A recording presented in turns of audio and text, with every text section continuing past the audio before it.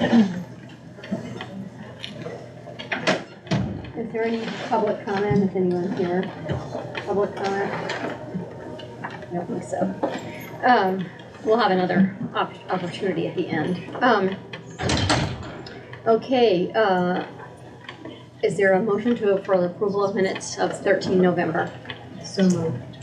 Second. Any discussion?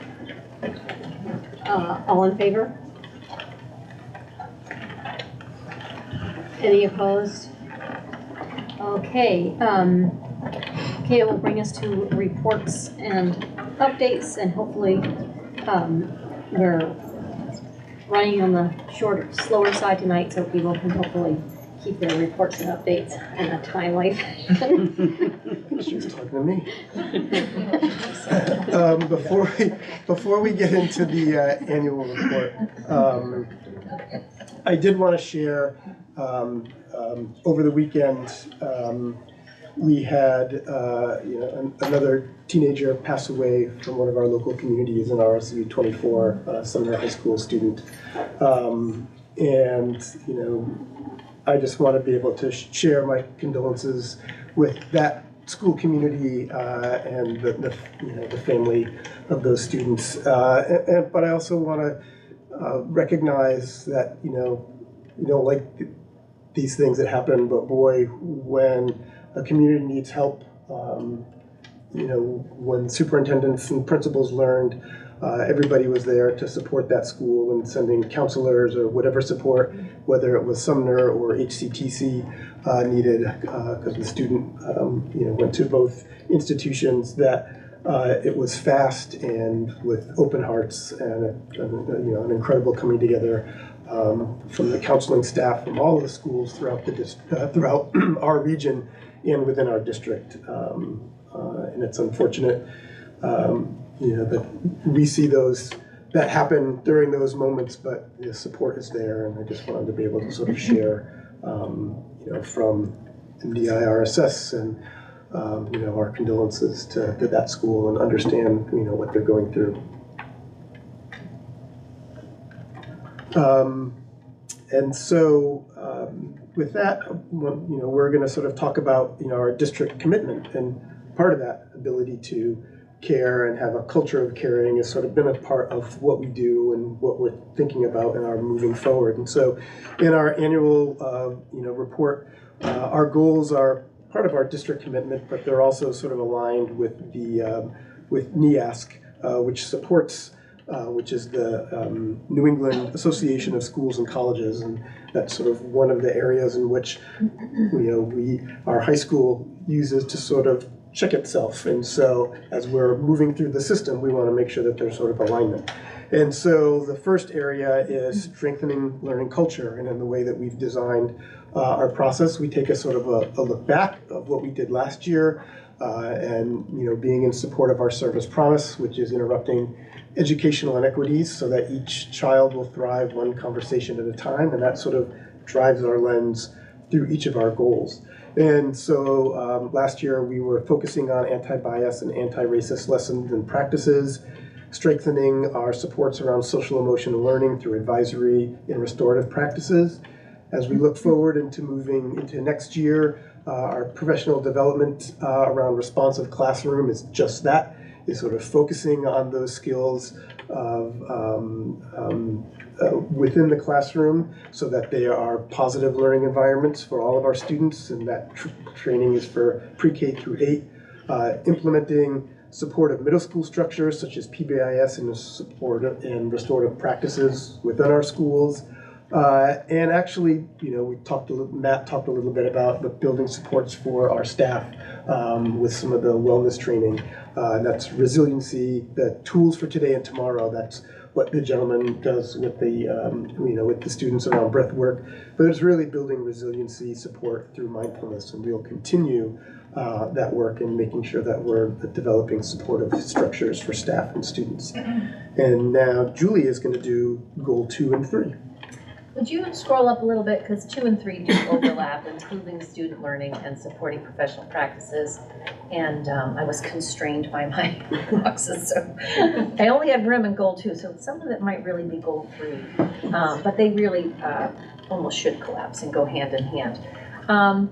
So we are continuing to do what we did last year and focus on math and literacy instruction. That's really a huge central core of what we've been working on. You've been hearing us talk about the science of reading and math workshop model, and that's the K-8 math support instructional model, and then the thinking classroom, which is what the high school is working on. So in addition to that, you can see we always try to take advantage of any opportunity we can when there's someone who has an offering that appeals to our mission and vision. We take advantage and kind of do these pop-up PD opportunities. So for instance, the social emotional theater integration, that was an opportunity that presented itself and we took advantage of it. It was very well received. We will continue to do that. We don't have anything listed and planned right now, but we're in early stages in December. This stuff tends to show up a little bit more after the January mark. So we do expect there to be some other offerings, but in general, we're going to continue to focus on the social emotional learning components, math and literacy instruction. And one thing that we are going to be building on is trying to find more integration with science and social studies in these areas. So there's a note about some of the schools are piloting Wit and Wisdom. That is a program that does integrate science and social studies into the curricula. That's not a district-wide initiative, it's being piloted.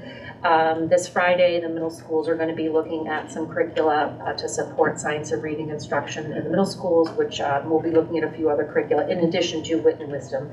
So I'm not sure the direction that's going to head, but we're continuing to strengthen these regards. Last year we had math and ELA review the state every 5 years, looks at their standards and updates them, and then we go ahead and we calibrate, and make sure we're in concert with them. This year, they're looking at science and social studies. I did take a preview of it. Science is pretty much the same. There is some fundamental shifts in social studies standards, a lot of kind of updated language that's really aligned with our anti-racism work here in the district. So there'll be some more information coming when that's official, but it's stuff we're going to be examining and looking at as a district. We're going to continue building upon the early childhood education, professional development. That's really Rhonda's area, and it's continuing to grow. We're continuing to offer mentor training. We've really built a pretty strategic model now where we just don't pair people up at random. We actually say, if you're a mentor, there's training you need to go through, and these are sort of the expectations we want for all of our teachers that are connected to that HIT framework. Remember what we evaluate teachers against, the high impact instruction framework. I'm rushing because you said I didn't have a lot of time. Sorry. Take your time. But what we're really trying to amplify is that it's not just this is what you get evaluated against. These are our learning expectations. These are our professional expectations. And now we're going to show you how it's all integrated into these other components. Here's where it plays out in mentoring. Beautifully last Thursday, we looked at math workshop model and said, how is this connected to our instructional framework? Like, we're constantly trying to build and strengthen those connections now. So that's really, it's not new work, it's strengthening work in moving forward. In addition, strengthening our teacher leadership. Our building-based leadership teams are continuing to kind of revive themselves since that COVID lull. And we are building more capacity with our teacher leadership. We just had another facilitation training with our common study leaders last week, and they're about to embark upon a whole array of interesting meetings this Friday, from looking at grammar instruction and new curricula to report cards and how to be utilizing Schoology. And really the last thing I think I want to touch upon, and Rhonda, catch me if I'm missing something, is the technology training. So legally, I can't help but respond to some of the things that came up in the prior meeting, but there really is no turning back. And our charge is to be ready in the event that we would have another COVID, right? Like, we don't want to be caught backwards. We want to be strengthening and being more ready than ever with best practice. So that is part of our charge, is being responsible for that. And, you know, in response to you, Marie, you know, the questions about Schoology, we'll talk at more length about this next month. We'll put that on as an item topic. But we've had some challenges, and part of the challenges had a lot to do with the philosophy we embraced over 10 years ago, which was don't let the technology dictate your educational decision making. So we made decisions with, you know, saying, you know, imagine, you know, create the best thing you can possibly think of and we'll make it work. And we did. But by doing that, we constrained our technology. So now that we are more technology dependent than ever, and we keep adding layers, we've constrained those new technologies and made them not as operational as they're supposed to be. So we have to pull back, and that's what we're doing right now, going, okay, we got to restructure this because everything has to talk to each other cleanly. And that's the intention of this spring, so that we have a completely transparent, super clear, you know, everybody understands it program, and we're not hiding anything because it doesn't make sense, right? So in that regard, our grading, we're also going to be talking about too, because we don't call it proficiency-based grading anymore or standards-based grading. It's called equity-based grading now, and I'll talk more about it a little bit later, but I'm just previewing. In essence, it's really just showing how traditional grading practices do harm kids who are not privileged, and equity-based grading practices are more fair and honest in if they meet certain criteria, which, and honestly, we're not meeting right now.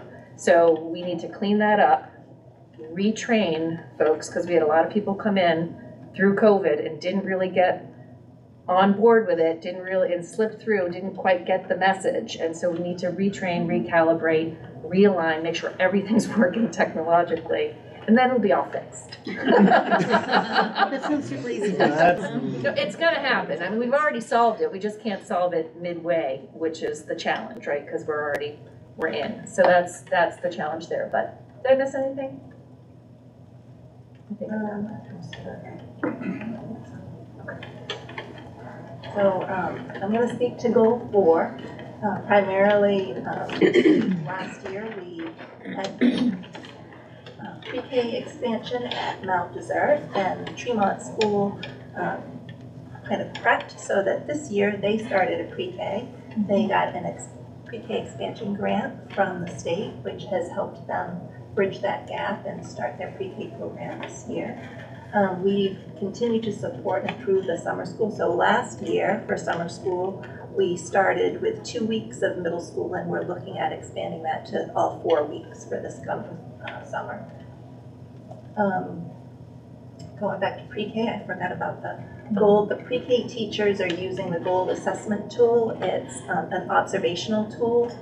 You can't really assess a 4-year-old the same way that you would a 9th grader, right? So it's much more observational, and teachers are tracking with data sheets and then inputting that into a program and getting reports out that way. So pre-K families aren't going to get a report card like all the other report cards that come out K-12. It's going to be a GOLD report card. And then last year, we really started focusing on MTSS, multi-tiered systems of support. And really last year was like laying a foundation. And so this year, we're continuing to contract with Great Schools Partnership.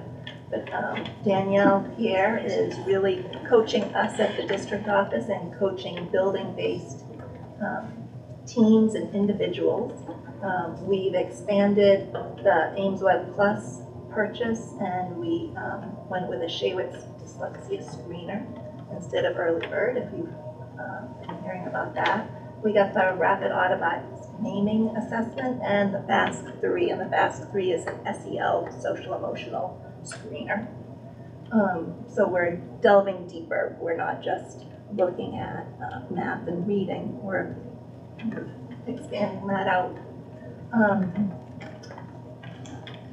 Making sure that each school has an MTSS team set up, and in some of our schools they also have MTSS coordinators, somebody coordinating those meetings, or it could be the principal, or it could be someone who is an interventionist and a part-time coordinator, or an interventionist that's kind of leading that work in their building. And I meet with the MTSS coordinators once a month to train, talk about best practice, and look at the MTSS workflow and protocols.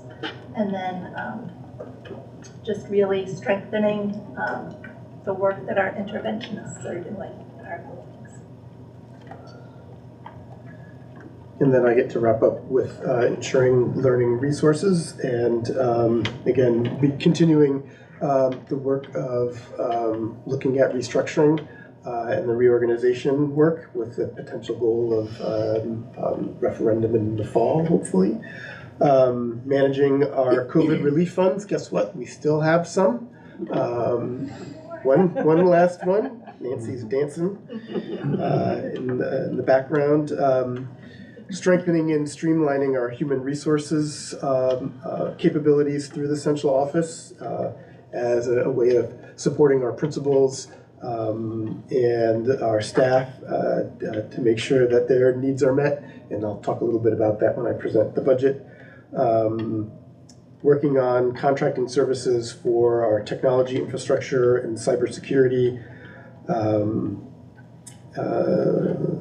grant funds, and expanding our summer school programming. Again, that will be going into our third year of that. And then after that year, we'll really have sort of a system for a curriculum that's built. And so, there's been conversation about does it always have to be at one school? But now that we've really put something in place with the hard work of Crystal and the teachers that have been doing that for the last 2 years, after year 3, we'll really have something that then we can potentially, not have it all happen at one school and be able to sort of share the joy of children coming to school in the summer in other communities. And so that's our annual report. Lily? I just want to just say how much I appreciated Chris's synopsis. Oh, of that's the right. housing I was in there. I wasn't here, so I wanted to say I read it through and I thought it was so thorough and just awesome that we're doing that work here for those students that need it.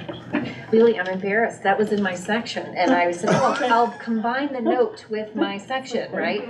Yes, Chris is doing a phenomenal job, and I want to thank all of you. She was 50% last year. And she is our multi-language learner teacher that we've expanded to the district. So that's Right. And I asked her to just write a little thing up so that people kind of knew what her job was like. And wow. No, So awesome. it was Really amazing. awesome. And I think you can appreciate, this is her first 3 months in the job in this capacity, and the level of care she is giving us is incredible. And we are still a little behind in terms of our own teachers knowing how to partner and access with her. We will continue to work and strengthen that working relationship. And I'm talking with her about additional professional development she can attend. She put a little video in there on Schoology showing you how you can change it into all the different languages. I mean, she's really, doing an amazing job. Thank you for noticing. Anyone else? Okay. So, moving on to our next thing, which I believe is the superintendent's report. It's just I'll be star of swift. the show. Star of the show. Enrollments were at 1,407 students, so that's a difference of 5 from last year going in the other direction, but it ebbs and flows. There was a little bit from Matt that sort of mirrors the district-wide. The need for different district staffing is starting, that list is getting shorter and shorter, so as we continue to reach out. And along with that, I wanted to share quickly the statewide initiative that was started through the DOE, which is the Live and Work in Maine partnership, and it is sort of putting out there to different states through different medium and social media, really drawing people to the wonders of why we all decided to live here. And there's a section that's sort of focusing on being able to attract teachers to our schools. And so the idea is to attract new teachers and educators to Maine's public system, and to celebrate the many outstanding teachers in our classrooms right now.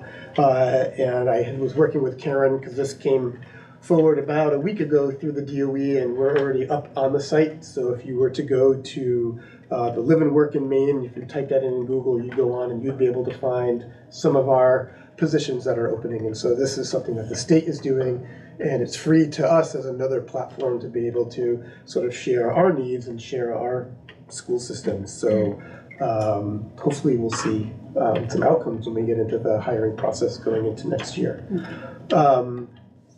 I guess I'll touch on reorganization and planning because it's sort of part of my piece here, and just to know that I'm in communication with Swans and with Trenton and still working on getting members. Those are the last two communities that we still need, and then I'm putting together packets for individuals who are now joining from the community municipal side to get them a heads up, and then hopefully in January we'll start meeting. We'll have our first RPC meeting.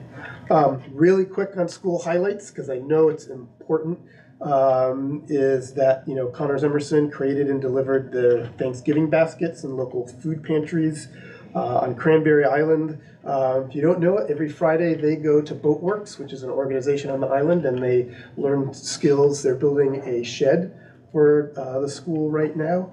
At Frenchboro, Laura Wenger, the teacher there, was just awarded the Maine Environmental Education Association mini grant to support her work in science. At Mount Desert, those students, the music students there played down at the pier with the arrival of Santa. It was last week. It's a tradition down there. It's coming in on the Sunbeam, and the students played there, and they also played at the community cafe. Here at the high school, just a shout out, Tina Fey said MDI High School in a post when she was talking about the high school play that happened last month. So that's kind of cool. At Pematic, one of the cool things, I talked about community engagement with you all earlier, is that the Coast Guard and parent volunteers served every staff and student for their Thanksgiving, so continually drawing in folks. The Coast Guard is a really important part of that community. On Swans, the middle schoolers, there is a trail there called the Blue Rock Trail, and guess how it's marked? With blue rocks. And every now and again, to make sure that the trail is accessible for folks, that they, in this past couple of weeks, made sure that they went around the trail and make sure they painted more blue rocks and cleaned up the trail so that it can be used by the community. In Tremont, grade 4 in the middle school created the lobster trap tree. Their band also played with the arrival of Santa on a fire engine. I'm going to have to ask my son whether or not Santa comes to his fire department up in Lincoln where he works. Does Santa really get around? And then at Trenton, they had their Thanksgiving community meal, which is a yearly event where seniors in the community, AOS staff, and municipal staff from the select board are all invited to come. And one interesting thing that they did is their PE teacher is very strong on lifelong fitness, and he has started a turkey trot there. And so kindergartners through third graders had to run a quarter mile, and if you were a 4th through 8th grader, you had to run 1 mile. And so they had a little contest at one of the school days and did that. And so kudos to them. And just a shout out, again, around community members, is the McKim family, which has done a lot for not only our high school, but also for Trenton. And they purchased a wireless scoreboard that is now set up in the gym over at Trenton. So a big thank you to them for being a big part of and supporting our schools in the way that they do.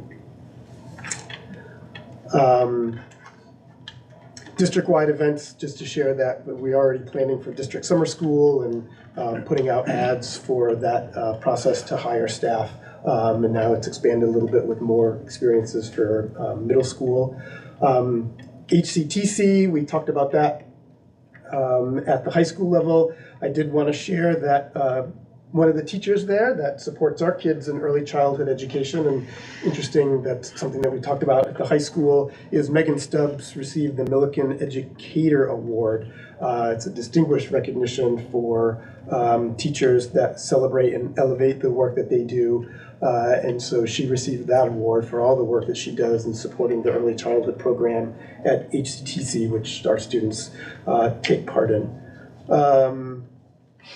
you all know, I won't go through sort of the budget checklist, I just sort of have that on my notes. And I did want to share that the calendar, the superintendents on Friday are going to be talking about calendar for 24-25 to sort of get a sense where everyone stands.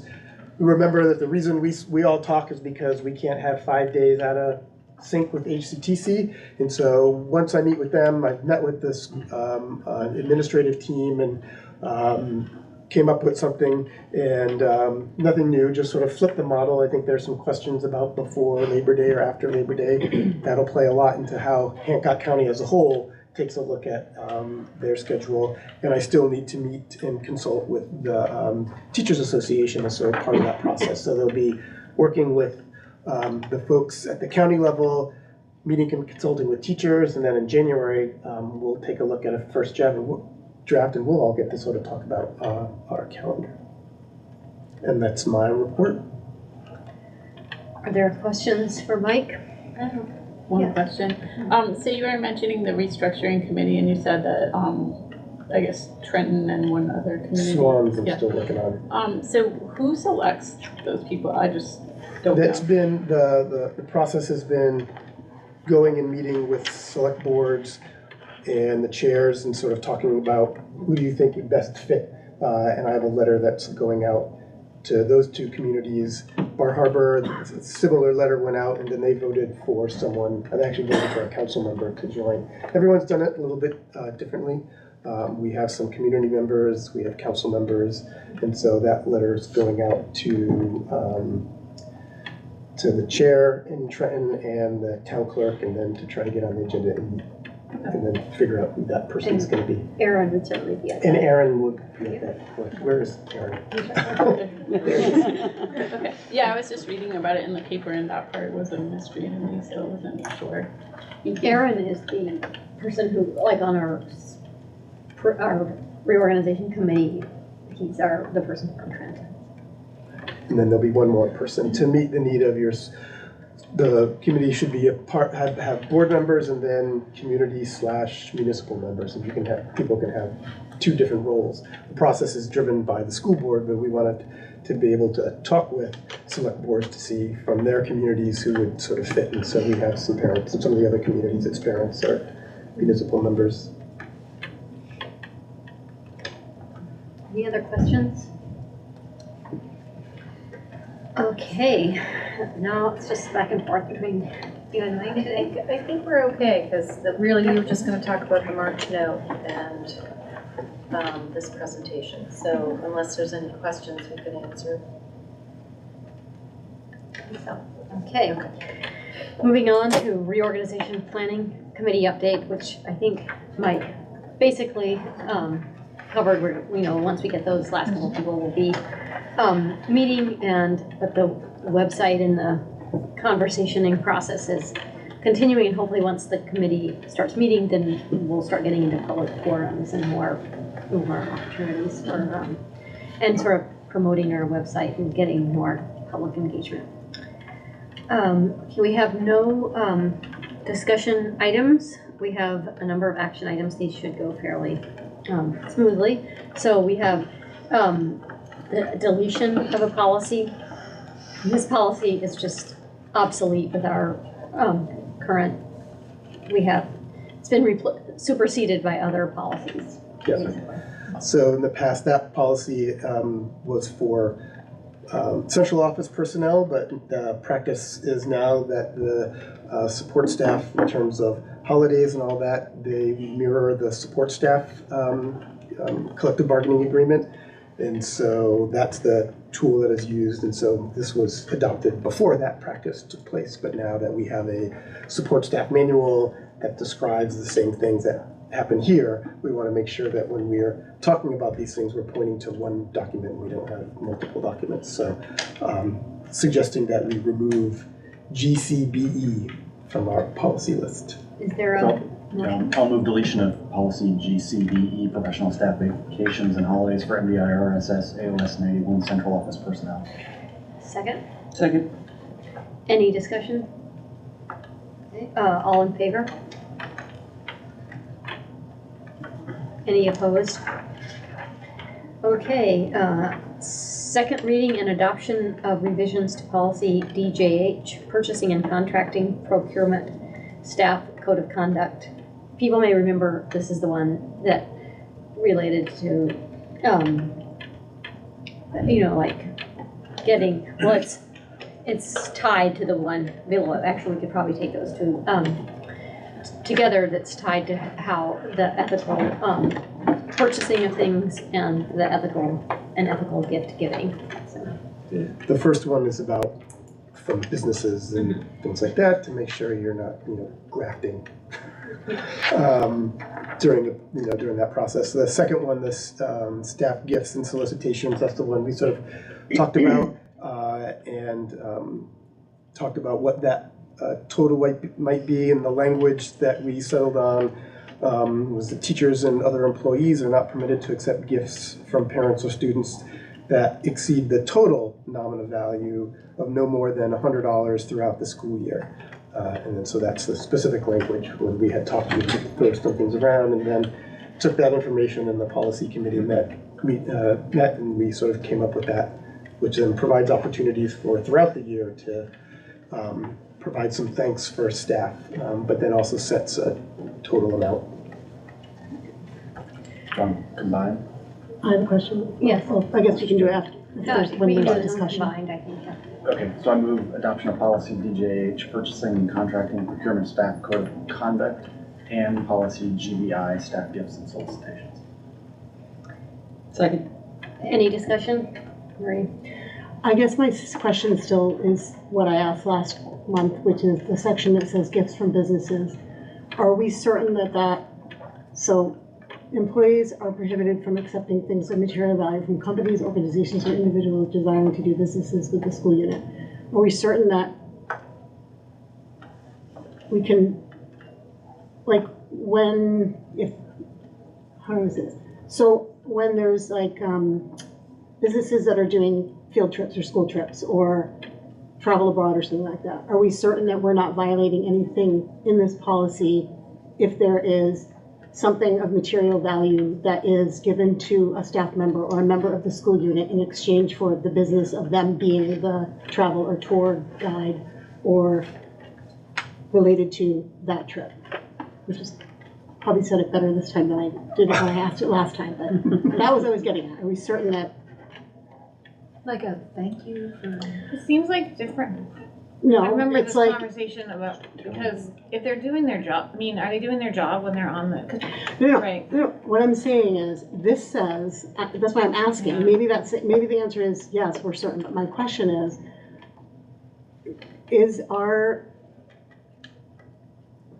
I don't know, but I'm just making up a story that if there is a company that wants to do business with the school and they want to be the people that we choose to take them to wherever, someplace, and in exchange for with the package that we present to them is we will offer, 7 free people to come to, free tuition or free whatever to go on this tour if you book with us.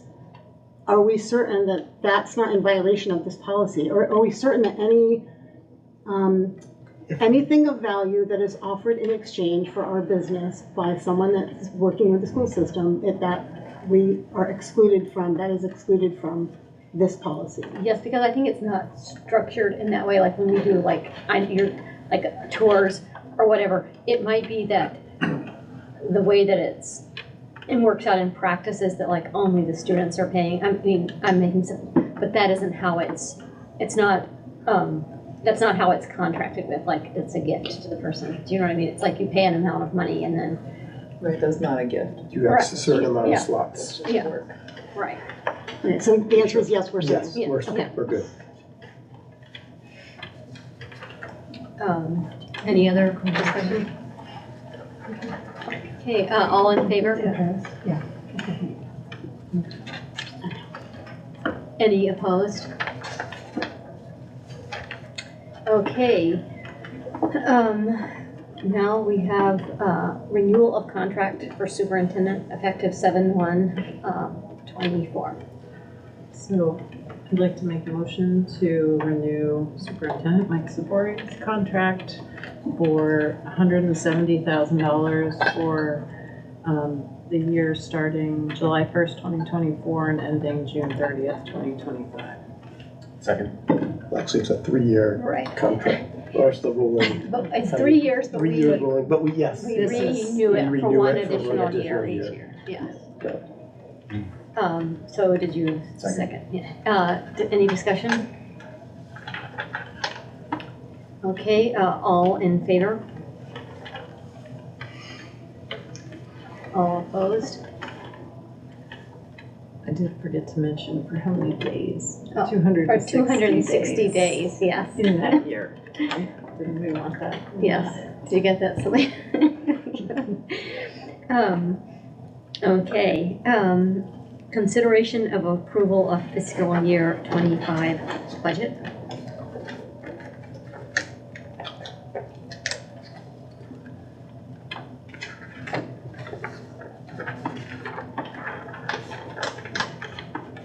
Here are the summary sheets, and then I'll pass around the budgets.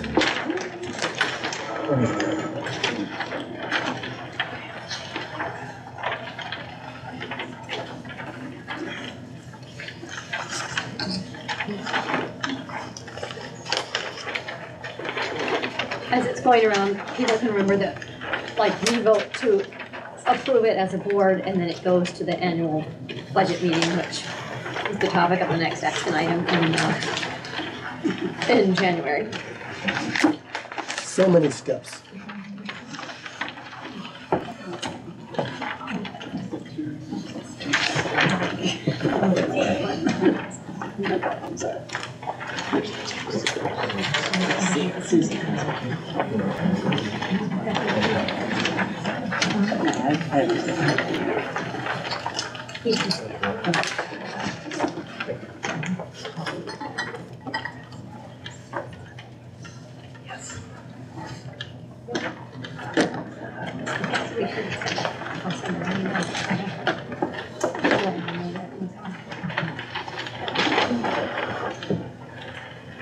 All right, so I'll start with the review sheet.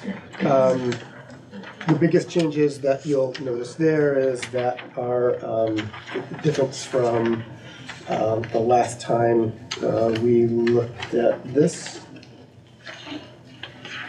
Happens when you have all sorts of paper, you kind of lose track. Is that our assessment has dropped from 10.33% to 6.79%, and then also our total revenue has come down to 9.03 from 12.16. The main reason for that is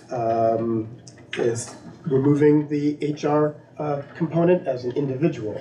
That doesn't mean that we're not recognizing the need in support of our the principals and our staff, but after reviewing a variety of job descriptions that were out there for similarly sized schools and what they had for HR, and sitting down with the business office staff and the administrative assistants in my office, we recognize that a lot of those points are being done by the folks in our office.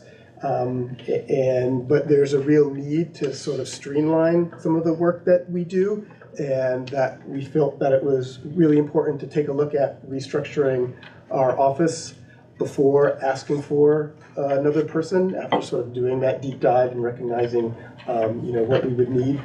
And so we've sort of identified 4 main goals in supporting HR and how we have to look at how jobs are distributed within our office. And those 4 areas are hiring and training and onboarding, performance management, and that is, someone helping principals know what things they have to do in terms of, evaluation and, just sort of the steps and the roles and making sure that the documents are there and easily accessible for folks.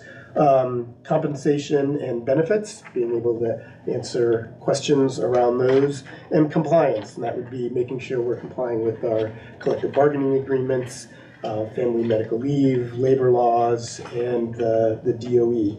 And so after conversations within the office, there are some inefficiencies.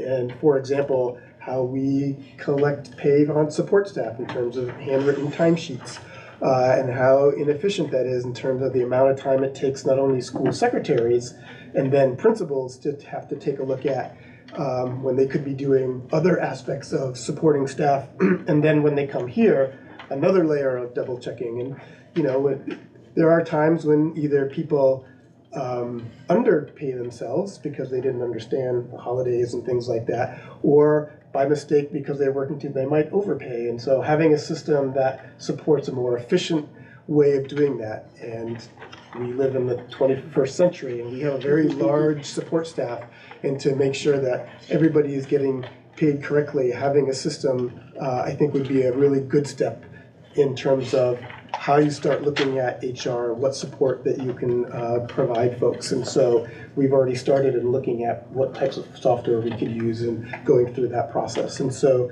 that was the reason I kind of pulled that out after speaking with the central office staff to see how we could best support our principals. And I think moving that plan forward, I think will be better than just sort of dropping an individual.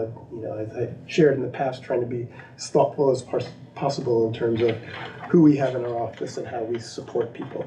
The one thing that we did within that system administration line is we did add a little bit more money in terms of if there's any outside support that we may need. I have approached the new town manager in Bar Harbor. As you know, they have a position that they share between Bar Harbor and Mount Desert, and sort of talked about whether or not there are aspects of HR that might be able to get funneled through one person within our office that people could talk to, and then we could reach out to that individual. And I got some very positive conversation around that, where there can be some sharing not only between the municipal supports that we have here on the island and through the school. And so I'm exploring that a little bit more as part of that support. Other than that, within our budget, other than those changes of removing it, the budget is as it was when we saw it as a draft. So that total total budget would be $2,760,056. Well, it'd be 764, because we changed your salary. Right. Oh, yes.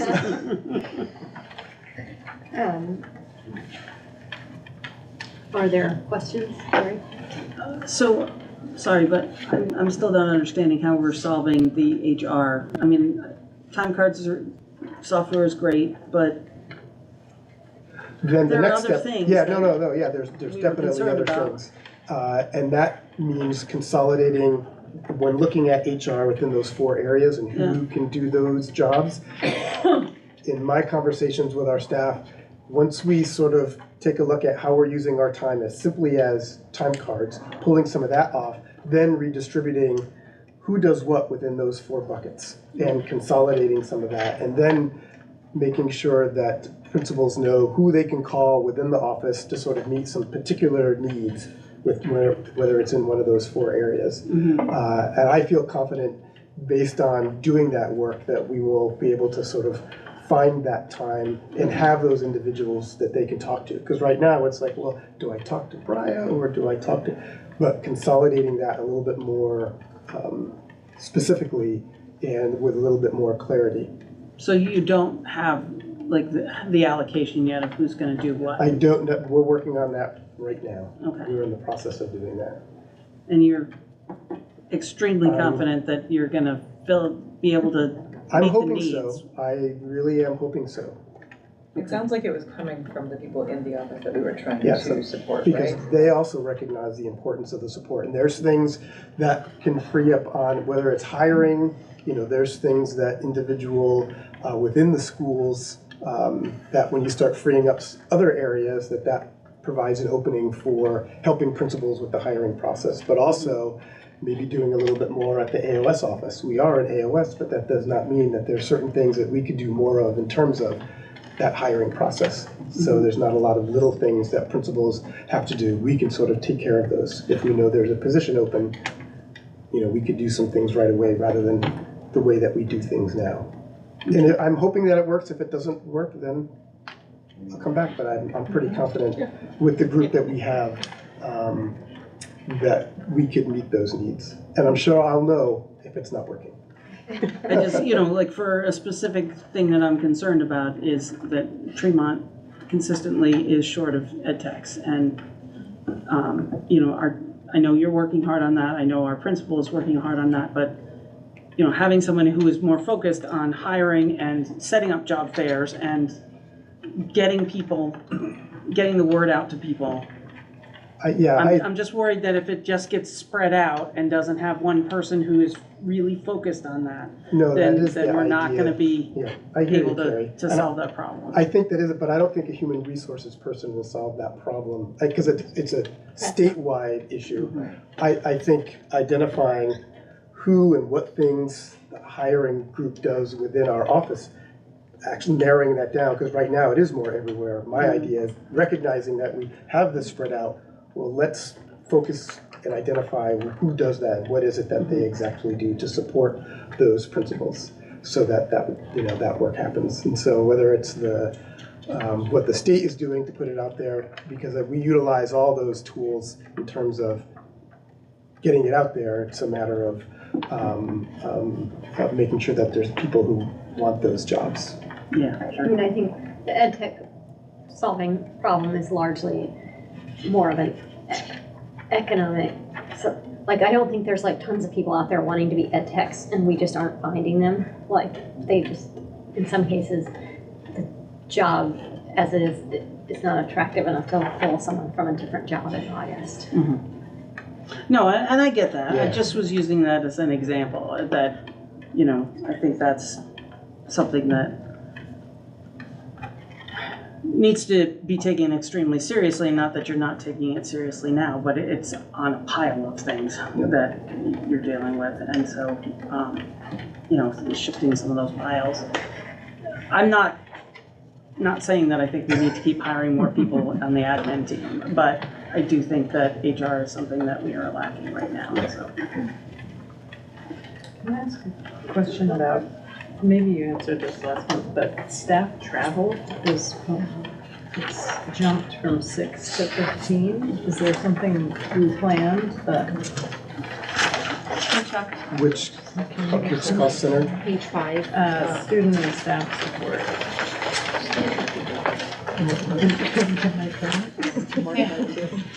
Thought we talked about restoring to pre-COVID, Yeah. where it was before. Yeah, part of that is we have that, particularly, staff as the AOS traveling to the different schools and,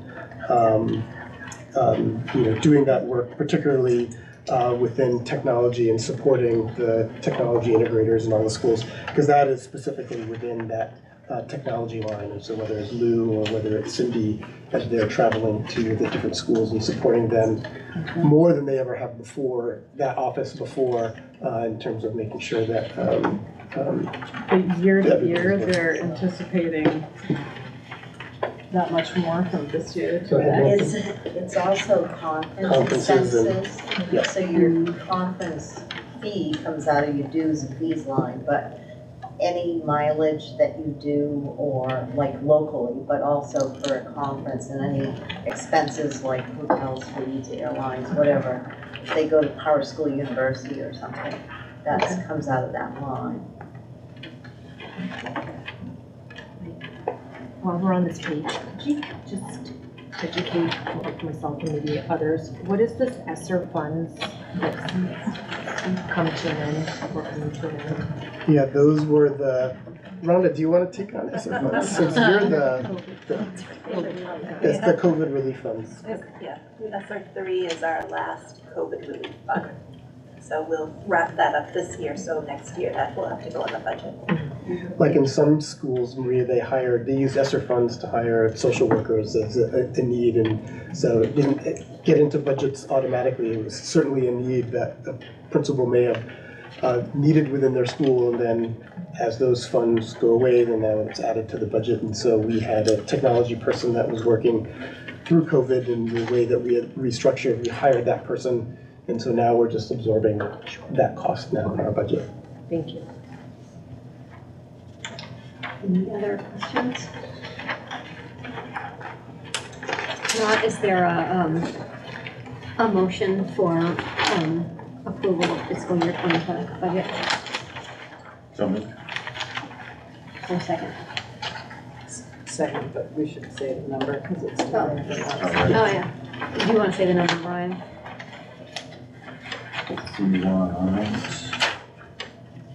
And you want it It's with the change? So it's 2764056. Okay. Move adoption of proposed budget of $2,764,056. Second. Any discussion? All in favor? Any opposed? Are you opposing? Yes, okay. Okay. Other business? Any other business? So we have to do the, Oh, sorry, I missed the approval to set date and time for the annual budget meeting. Yes. I move that the warrant for the AOS 91 budget meeting for the Mount Third Island Regional School System is hereby approved with a total budget figure of $2,764,056, and that an AOS budget meeting and is hereby called for January 24th, 2024 for the purpose of voting on the central office budget for the AOS for the 2024-2025 fiscal year. Second, is there a second? Any discussion? Okay, all in favor? All opposed? Okay, any other business? Okay, future agenda items. Certainly we'll have our reports and updates and our policy items. And what else? Oh, I know on future, this is more other business than future agenda items, but we are, we're